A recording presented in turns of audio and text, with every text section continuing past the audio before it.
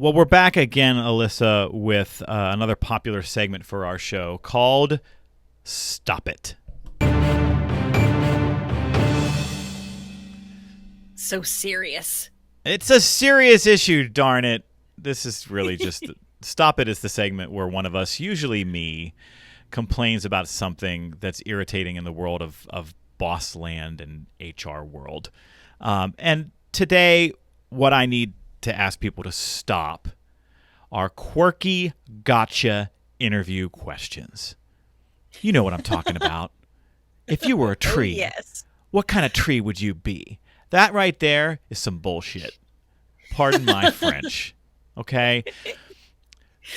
We dehumanize people with those kinds of questions because they are almost entirely more about us being clever as an interviewer than they are about evaluating anything specific for the interviewee.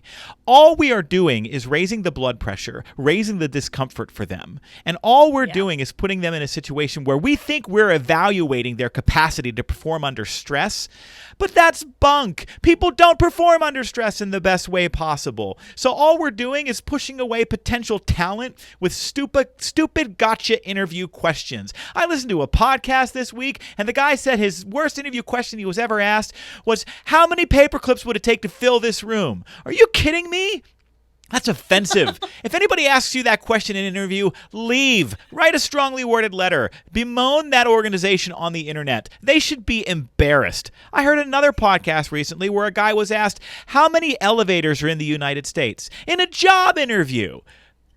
And how would you get to that answer? I'd Google it. What do you mean? We want you to do math on paper here in front of you? Listen, interviews are about experience and fit, not random knowledge or guesses. And oh, by the way, this includes cherry-picking random data from your website that you're going to find out whether or not the candidate looked at before you got there. Like, hey, we updated our 4 core values and mission statement 6 hours before you got here. What are they? That doesn't make you clever. It makes you a jerk. Stop it. That's all I have to say about that. Well, now you can.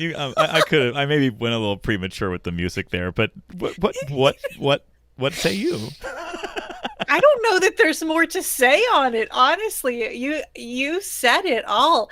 And as a former recruiter, specifically for a large corporation, I would say, yes, please stop that, because we work pretty hard as recruiters to get people in the door and screen hundreds of people to put these candidates in front of you. And then when we as the leader or manager think that we're so awesome that we're going to like right, screw with the people, yep, or just be, again, quirky, cute, or center ourselves in that interview when that's not what that's about. That's whenever the recruiter wants to take your head and smash it up against the wall. So I concur with Joe.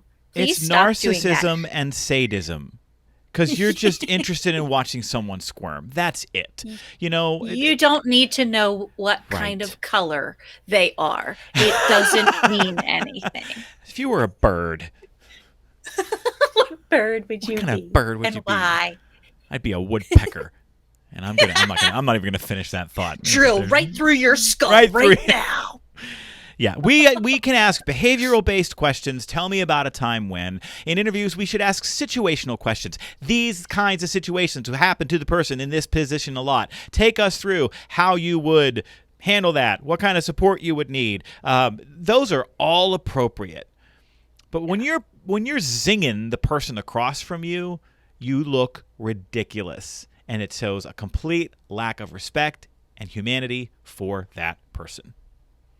Hey, and folks, if you've recently been on an interview like that, key thing here, take this segment, forward it to that individual, and just so thought you might enjoy this episode.